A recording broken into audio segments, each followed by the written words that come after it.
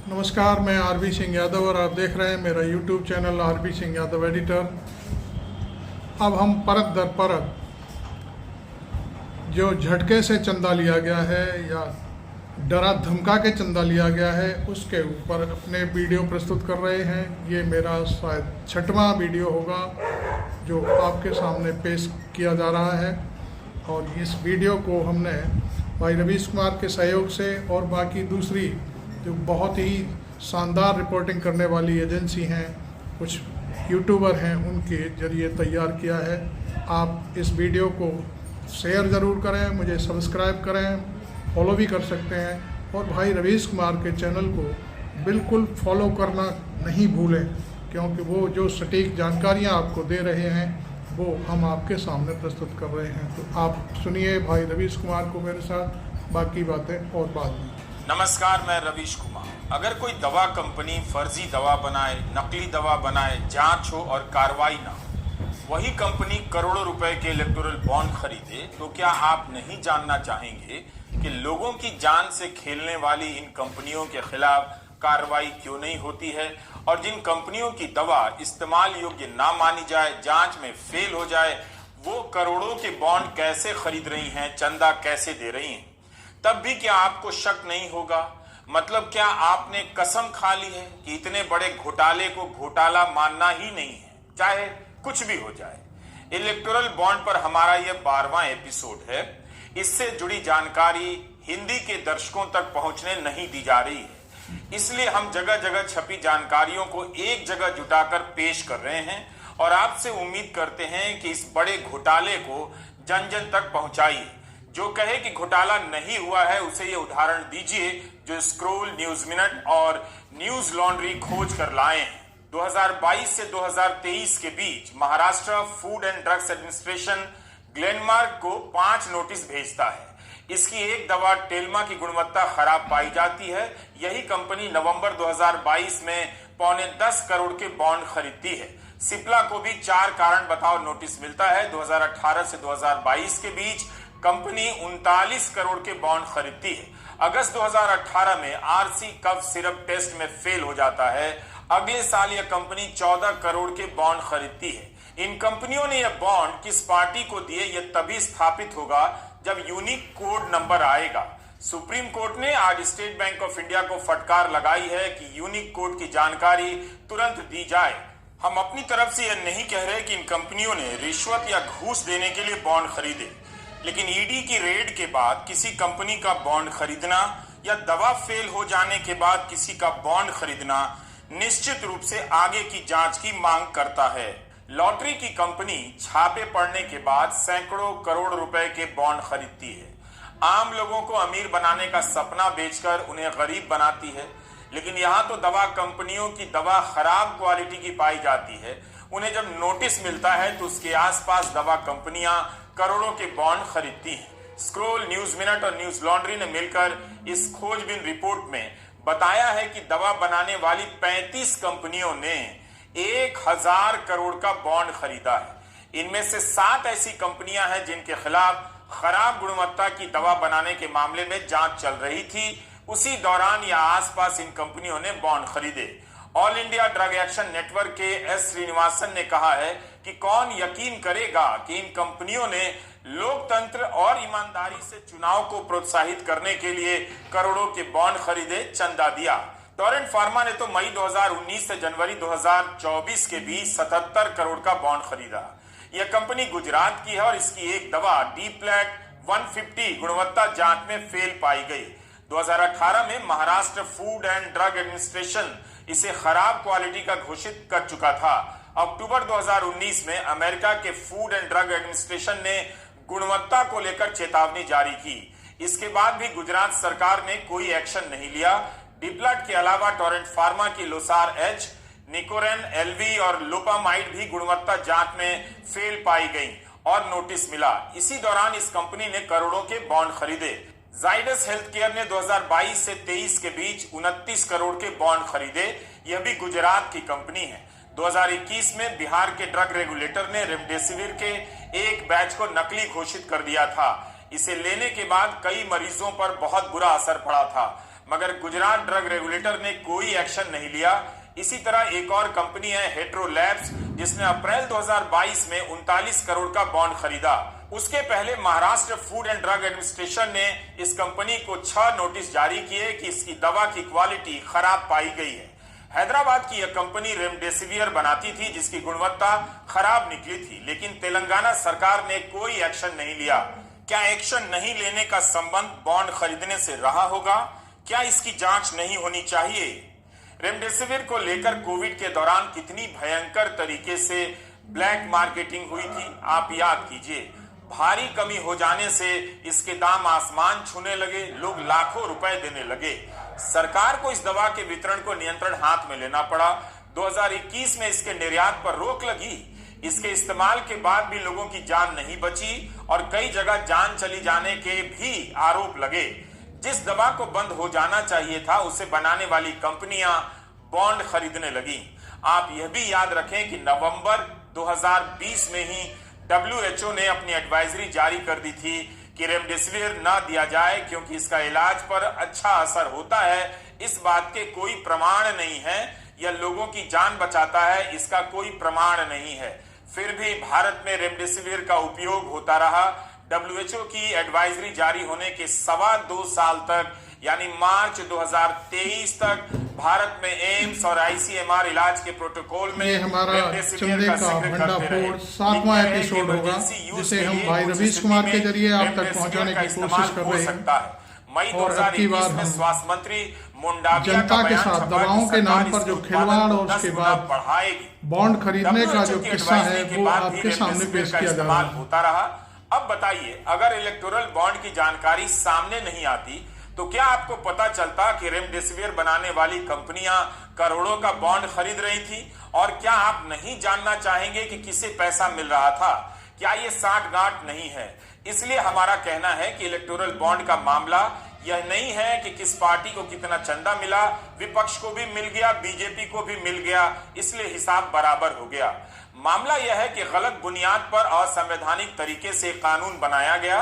कंपनियों ने चंदा दिया, किसी को ज्यादा किसी को कम, लेकिन इससे सारा हिसाब बराबर नहीं माना जाएगा। देखना होगा कि इस बॉन्ड को खरीदने वाली कंपनियों को सरकार से कुल कितने लाख करोड़ का धंधा मिला। खेल वहां है। यह खेल तभी पता चलेगा जब यूनिक कोड से स्थापित होगा कि किस कंपनी ने किस पार्टी को बॉन्ड खरीद कर दिया, कैसी कैसी कंपनियों ने इलेक्टोरल बॉन्ड खरीदे। यह एक ऐसा पहलू है जो इलेक्टोरल बॉन्ड को लेकर तमाम तरह के संदेहों को साबित करने के लिए बेचैन है। ऐसी छोटी छोटी कंपनियों के नाम सामने आए हैं जिन्होंने अपने मुनाफे से ज्यादा के बॉन्ड खरीदे। 43 ऐसी कंपनियां हैं जो शुरू हुई 2018 के बाद, उन्होंने चंदा दिया 385 करोड़। 4 ऐसी कंपनियां हैं जिस साल इनकी स्थापना हुई उसी साल करोड़ों के बॉन्ड खरीदे। 2 दर्जन से अधिक कंपनियां ऐसी हैं जिनके यहां जांच एजेंसियों के छापे पड़ते हैं और कंपनियां बॉन्ड खरीदती हैं। बहुत सी कंपनियां हैं जिन्हें बॉन्ड खरीदने के बाद धंधा मिलता है। ऊर्जा क्षेत्र से जुड़ी कंपनियों ने कुल इलेक्टोरल बॉन्ड का 30% हिस्सा खरीदा है। अगर आप कॉरपोरेट के एंगल से ही देखें तो पता चलेगा कि कितना बड़ा खेल हुआ होगा। इसके कारण कॉरपोरेट के भीतर का रहस्य बाहर आ सकता है। कायदे से इन सब मामलों में जांच होनी चाहिए। मनी लॉन्ड्रिंग करने वाली कंपनी करोड़ों के बॉन्ड खरीदे, उससे भारत के लोकतंत्र को खतरा नहीं है। अगर मनी लॉन्ड्रिंग से भारत को खतरा है तो इसे करने वाली कंपनी के चंदे से क्यों नहीं खतरा है? इस हेडलाइन को पढ़िए। ईडी का दावा, ठेके के बदले आम आदमी पार्टी को चुनावी चंदे के रूप में मिली रिश्वत। अमर उजाला की यह खबर है और ईडी के दावे को लेकर कुछ और जगहों पर ऐसी खबर छपी है। ईडी की FIR में है कि दिल्ली जल बोर्ड ने NKG इंफ्रा लिमिटेड को 38 करोड़ का ठेका दिया। इस कंपनी ने आम आदमी पार्टी को चंदा दिया। खबर में राशि का जिक्र नहीं, यह भी नहीं कि चंदा किस रूप में दिया, बॉन्ड खरीदा या किसी और रूप में दिया। अगर आम आदमी पार्टी के खिलाफ ठेके के बदले चंदे की जांच हो सकती है तो फिर जिस बीजेपी को 7,721 करोड़ का चंदा मिला, जिसकी सरकार के पास ईडी से लेकर CBI की ताकत है, उसकी सरकार ने चंदे के बदले किस कंपनी को कितना धंधा दिया, कितने लाख करोड़ का बिजनेस बॉन्ड के बदले कुछ खास कंपनियों को दिया गया, इसकी जांच ईडी से क्यों नहीं हो सकती है? अब एक कंपनी है ऋत्विक प्रोजेक्ट। इस कंपनी ने 45 करोड़ के बॉन्ड खरीदे। इसके मालिक सीएम रमेश जब तेलुगु देशम पार्टी में थे तब कंपनी पर आयकर विभाग का छापा पड़ा। सीएम रमेश टीडीपी छोड़कर बीजेपी में आ गए, सांसद बन गए। इस कंपनी को कई सरकारी ठेके मिले हैं। इसलिए बॉन्ड के मामले को लेकर थोड़ा स्पष्ट रहिए। यह मामला यह नहीं कि किस पार्टी को चंदा मिला या सबको मिला। विपक्ष को चंदा मिलना और बीजेपी को चंदा मिलने में बहुत अंतर है। ईडी आईटी से लैस मोदी सरकार के पास किसी भी कंपनी पर उपकार करने से लेकर डरा देने की क्षमता बहुत ज्यादा है। विपक्ष की सरकार इस तरह से कंपनियों को नहीं डरा सकती जिस तरह से केंद्र की सरकार धमका सकती है और जितना लाभ केंद्र की सरकार उन्हें दे सकती है। तभी तो छापा पड़ता है और कंपनी का मालिक बीजेपी में आ जाता है। सन फार्मा दवा बनाने वाली कंपनी है, उसे तमिलनाडु में प्लांट लगाना था मगर पर्यावरण के कारण अनुमति नहीं मिल रही थी। सन फार्मा ने 31.5 करोड़ रुपए राजनीतिक दलों को चंदा दे दिया, बॉन्ड खरीद लिया, उसे इजाजत मिल गई। क्या यह एक तरह का घूस नहीं है? क्या इसे साबित नहीं करना चाहिए या सिर्फ इस सवाल को यहीं का यहीं छोड़ देना चाहिए? अब आप इस खबर को देखिए। मध्य प्रदेश की है ग्रासिम इंडस्ट्री, आदित्य बिरला ग्रुप का हिस्सा है। इस रिपोर्ट के अनुसार ग्रासिम ने इस बात की लॉबी की कि केंद्र सरकार सस्ते कपड़ों के आयात पर रोक लगा दे। सस्ते कपड़ों को लेकर विदेशी कंपनियों के बाजार में आने से ग्रासिम को नुकसान हो रहा था। केंद्र ने रोक लगा दी और ग्रासिम का धंधा चमक गया। ग्रासिम ने 33 करोड़ का इलेक्टोरल बॉन्ड खरीदा। यह कंपनी बॉन्ड खरीदने वाली पहले 100 कंपनियों में आती है। वैसे आदित्य बिरला ग्रुप ने 534 करोड़ रुपए का इलेक्टोरल बॉन्ड खरीदा है। इस ग्रुप के एल्यूमिनियम, खनिज, सीमेंट कंपनियों ने भी करोड़ों के बॉन्ड खरीदे हैं। क्या इसके लिए ग्रासिम की जांच होगी? क्या ये संबंध स्थापित नहीं किए जाने चाहिए कि सरकार ने आयात पर रोक लगाई और बदले में ग्रासिम ने बॉन्ड खरीदा? जिस पार्टी को ठेका मिला है क्या उसकी जांच नहीं होनी चाहिए? कंपनियां चालाकी करती हैं, कई राजनीतिक दलों को चंदा दे देती हैं जिससे लगे ना कि किसी एक को ही दिया है। इस आधार पर चंदे के बदले धंधा साबित नहीं होगा। देखना चाहिए कि कौन सी सरकार उस कंपनी को ज्यादा फायदा पहुंचा सकती थी और उस कंपनी ने उसकी पार्टी को कितना चंदा दिया।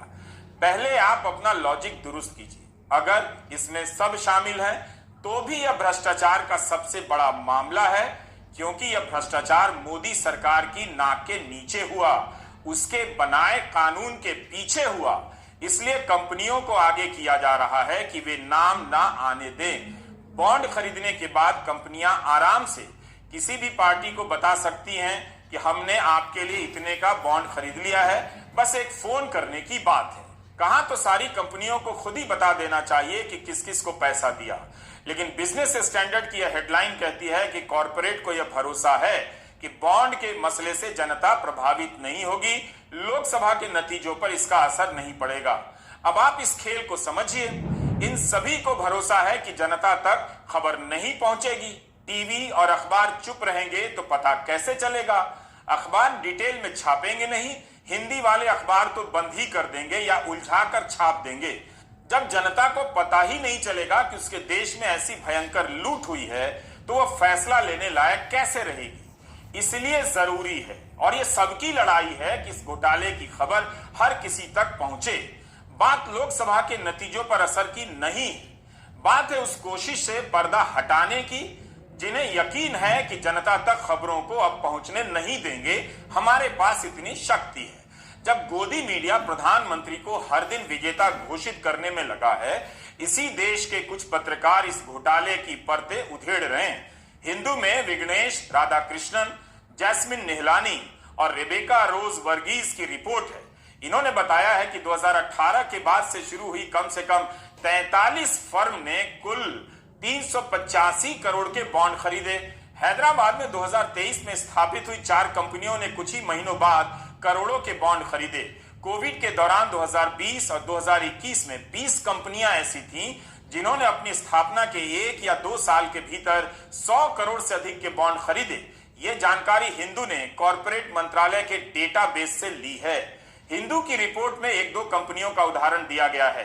हैदराबाद की T Shark Infra Developers Private Limited और T Sharks Overseas Education Consultancy Private Limited, इन दोनों की शुरुआत 2023 के मार्च और मई महीने के दौरान हुई। दोनों के निदेशक प्रबंध निदेशक एक ही हैं। स्थापना के 3 महीने के भीतर ही दोनों ने कुल मिलाकर 7.5 करोड़ रुपए के बॉन्ड खरीदे। बैंक ग्लोबल रिसोर्सेज एलएलपी नाम की एक और कंपनी है जिसने स्थापना के 4 महीने के बाद 5 करोड़ के बॉन्ड खरीदे। एक और कंपनी है वसाबी एवेन्यूज एलएलपी, इसने भी स्थापना के 3 महीने के बाद 5 करोड़ के बॉन्ड खरीदे। कुल मिलाकर इन तीनों ने 17.5 करोड़ के बॉन्ड खरीदे। बंगाल की एसिकस लॉजिस्टिक प्राइवेट लिमिटेड ने स्थापना के 2 साल के भीतर ही 22 करोड़ के बॉन्ड खरीदे। हैदराबाद की एक company Aparna farms and estates ने स्थापना के 3 साल के भीतर 30 करोड़ के बॉन्ड खरीदे। 162 करोड़ के बॉन्ड खरीदने वाले यशोदा सुपर स्पेशलिटी अस्पताल के बारे में हिंदू की रिपोर्ट में बताया गया है कि इसकी स्थापना अप्रैल 2019 में की गई थी। राजनीतिक दल नहीं बताएंगे किसने पैसा दिया, वरना बीजेपी अब तक बता चुकी होती। आप कंपनियों की नजर से फिलहाल इस सवाल को देखिए। कोई कंपनी अभी अभी बनी है, वो करोड़ों के बॉन्ड खरीद रही है। छापा पड़ा है, वो कंपनी करोड़ों के बॉन्ड खरीद रही है। दवा जांच में फेल हो गई है, वो कंपनी करोड़ों के बॉन्ड खरीद रही है। इसलिए इलेक्टोरल बॉन्ड का मामला बहुत बड़ा है और इसलिए इस पर चुप्पी साधी जा रही है, जानकारी रोकी जा रही है। कंपनी का पैसा बिजनेस के लिए होता है, उनके कर्मचारियों के लिए होता है। क्या यह सवाल नहीं बनता है कि कोई कंपनी 500 करोड़ रुपए का बॉन्ड क्यों खरीद रही है? क्या वह उसी अनुपात में अपने कर्मचारियों की सैलरी बढ़ा रही है? क्या इसीलिए नियम बदला गया कि बॉन्ड खरीदने वाली कंपनी अपने शेयर धारकों को नहीं बताएगी? क्या किसी भी कंपनी का शेयर धारक इसकी मंजूरी देगा कि वह कंपनी 500 करोड़ रुपए का बॉन्ड खरीदकर उनके प्रिय मोदी जी को दे दे? इस पर वही कंपनी मतदान करा ले और देख ले जिसने चोरी छुपे बॉन्ड खरीदे। बिजनेस स्टैंडर्ड की एक रिपोर्ट है, बड़ी कंपनियों के मुकाबले छोटी कंपनियों ने अपने मुनाफे का ज्यादा बड़ा हिस्सा चंदे में दे दिया। सबसे अधिक चंदा देने वाली 10 कंपनियों ने अपने 4 साल के मुनाफे का 0.2% का बॉन्ड खरीदा। 10 सबसे छोटी कंपनियों ने अपने मुनाफे का करीब 15% बॉन्ड खरीदने में लगा दिया। इसमें भी अगर आपको नेक्सस समझ में नहीं आ रहा है, फिर क्या किया जा सकता है? राजनीतिक दलों को प्रचार के लिए बिल्कुल पैसा चाहिए, लेकिन क्या यह उसका सही रास्ता है? चंदा देने के नाम पर इन कंपनियों ने कितने करोड़ों का धंधा ले लिया, क्या आप नहीं जानना चाहेंगे? इसकी वजह से भारत के लोकतंत्र में कितना बड़ा असंतुलन आ गया, क्या आप नहीं देखना चाहेंगे? बीजेपी को 7700 करोड़ से अधिक का चंदा मिला, तो बाकी कई दल ऐसे हैं जिन्हें 1 पैसा नहीं मिला। जो भी आपको समझाने आए कि प्रति सांसद बीजेपी को कम मिला है, उससे दूर रहिए। हमारा सभी वीडियो दिखा दीजिए। यह तर्क पूरी तरह फ्रॉड है। कहीं भी नहीं लिखा है कि सांसद या विधायक की संख्या के आधार पर किस पार्टी को कितना चंदा मिलेगा। इलेक्टोरल बॉन्ड को लेकर अभी पूरी जानकारी सामने नहीं आई है। यूनिक कोड सामने आने के बाद यह स्थापित होगा कि किस पार्टी को किस कंपनी ने कितना चंदा दिया। उसके बाद दूसरा बड़ा कदम होगा यह साबित करना कि क्या बदले में कुछ लेन देन हुआ है, जिसके खिलाफ कार्रवाई हुई है। क्या इस नियत से उसने बॉन्ड खरीदे हैं, उस कंपनी को ज्यादा पैसे दिए हैं ताकि उसकी जान छूट जाए, बच जाए? यह सवाल सबसे बड़ा है। नमस्कार, थैंक यू रवीश भाई।